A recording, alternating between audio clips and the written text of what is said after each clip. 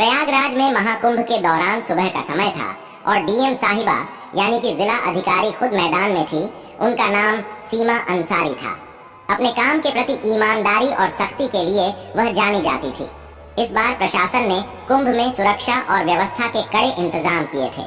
सीमा साहिबा को इस बात की जिम्मेदारी गई थी कि पूरा आयोजन शांति और सुव्यवस्थित ढंग से संपन्न हो।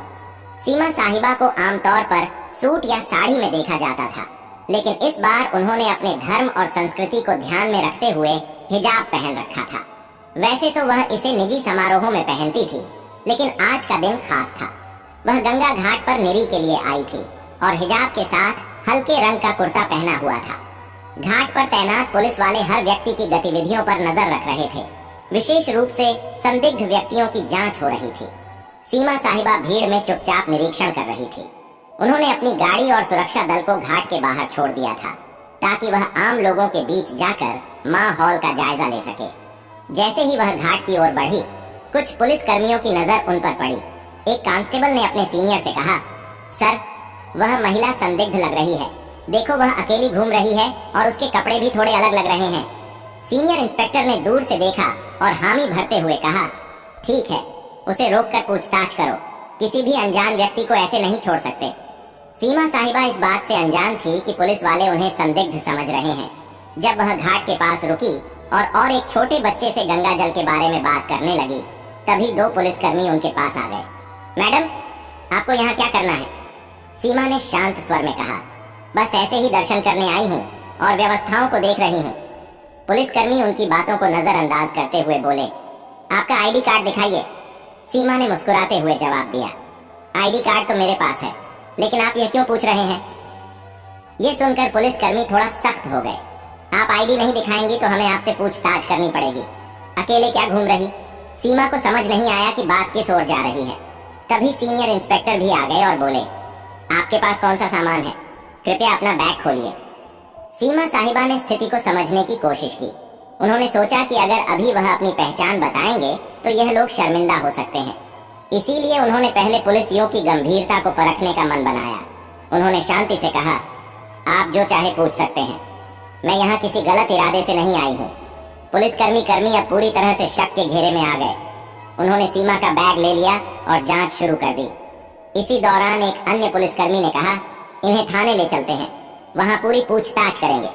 घाट पर खड़े लोग इस नज़ारे को देखने लगे। किसी ने कहा, लगता है कोई संदिग्ध है। देखो पुलिस वाले कितने गंभीर हैं। सीमा साहिबा अब तक शांत थी। उन्होंने तय किया कि वह अब भी अपनी पहचान नहीं बताकर स्थिति को और आगे बढ़ने देंगी। सीमा को थाने ले जाया गया। वहां इंस्पेक्टर ने उनसे सवाल जवाब शुरू कर दिए। आप कहां से आई हैं? यहाँ क्यों आई हैं? आपका नाम क्या है? सीमा ने मुस्कुराते हुए कहा, क्या मैं अपना नाम बाद में बता सकती हूँ? पहले आप अपने सवाल खत्म कर लीजिए। इंस्पेक्टर को यह बात नागवार गुजरी। उसने सख्त लहजे में कहा, आपकी यह हरकतें और चुप्पी हमें मजबूर कर रही हैं कि आपको को हिरासत में लिया जाए। अब तक सीमा ने चुपचाप सब कुछ सुना, लेकिन वह जानती थी कि इस कहानी का अंत उन्हें ही लिखना होगा। उनके चेहरे पर कोई घबराहट नहीं थी, बल्कि एक अलग ही आत्मविश्वास झलक रहा था। थाने में माहौल गर्म हो चुका था। सीमा साहिबा को अब भी पुलिसकर्मियों ने संदिग्ध मान रखा था। सीनियर इंस्पेक्टर ने बाकायदा उन्हें एक कुर्सी पर बिठाया और आसपास के पुलिसकर्मियों को निर्देश दिया, इनसे सख्त से पूछताछ करो। जब तक पूरी जानकारी न मिले इन्हें यहाँ से जाने मत देना। सीमा साहिबा को यह सब थोड़ा मजेदार लग रहा था। वह सोच रही थी कि पुलिस का यह कड़ा रवैया उनकी व्यवस्था का ही हिस्सा है और यह देखना उनके लिए किसी अनुभव से कम नहीं था। हालांकि यह बात भी समझ में आ रही थी कि अब समय आ गया है कि वह अपनी असली पहचान जाहिर करे। इंस्पेक्टर ने एक और सवाल किया, आपके पास महाकुंभ में घूमने की अनुमति है या नहीं?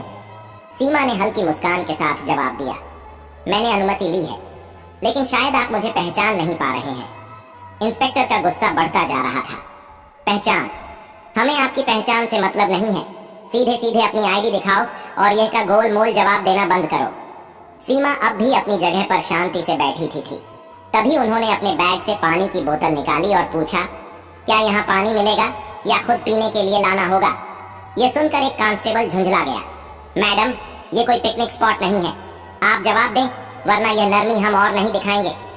सीमा साहिबा ने आखिरकार कहा, अच्छा चलिए, आपको अपनी पहचान बताती हूँ, लेकिन इसके बाद आप अपनी टीम को बताना कि पहले किसी के साथ ऐसा व्यवहार ना करें। यह सुनते ही इंस्पेक्टर को थोड़ा झटका लगा।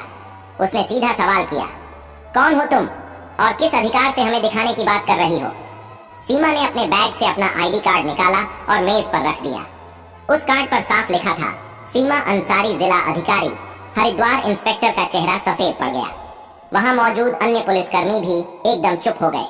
कांस्टेबल, जो अभी तक सबसे ज्यादा बोल रहा था, धीरे धीरे पीछे खिसक गया। इंस्पेक्टर ने कार्ड उठाकर देखा और उसे बार बार पलटा।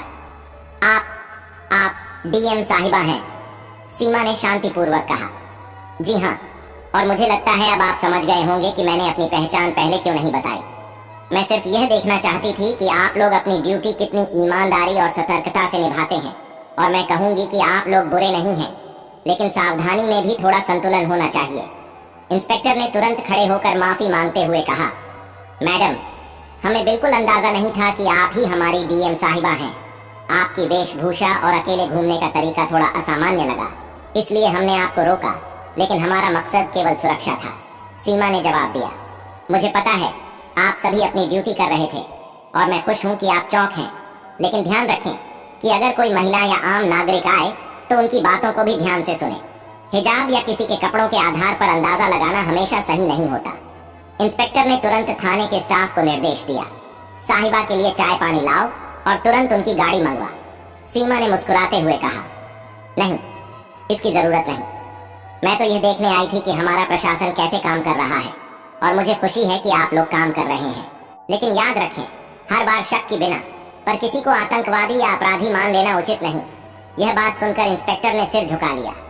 आपकी बात सही है मैडम, हमें इस पर काम करना होगा।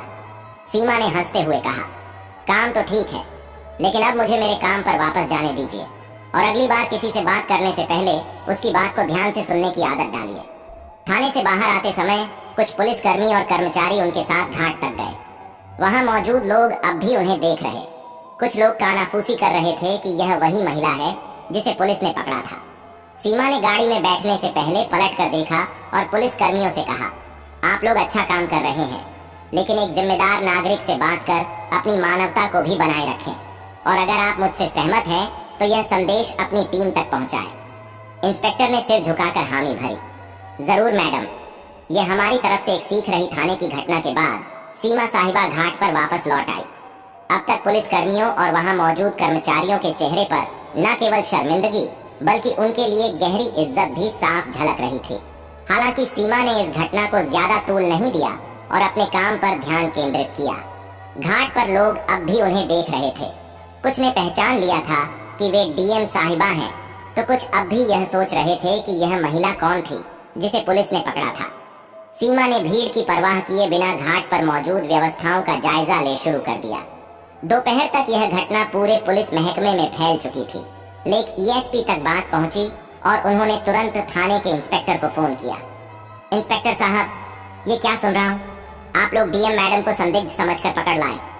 इंस्पेक्टर ने हिचक चाहते हुए जवाब दिया, सर गलती हो गई। उनकी वेशभूषा और व्यवहार की वजह से शक हुआ, लेकिन मैडम ने हमें समझाया और हमें अपनी गलती का एहसास कराया। एसपी ने खड़े लहजे में कहा, सावधा ठीक है, लेकिन अगली बार ऐसा कुछ हुआ तो इसका अंजाम भुगतने के लिए तैयार रहना।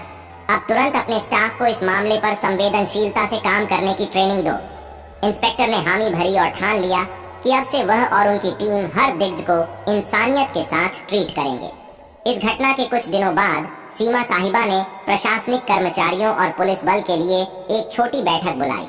इसमें उन्होंने सीधे शब्दों में कहा, मुझे आप सब पर गर्व है कि आप लोग कुंभ जैसे बड़े आयोजन को संभाल रहे हैं, लेकिन मैं आपसे एक बात कहना चाहती हूँ, कानून के पालन के साथ साथ हमें अपनी मानवता भी बनाए रखनी होगी। हर व्यक्ति पर शक करना जरूरी नहीं है।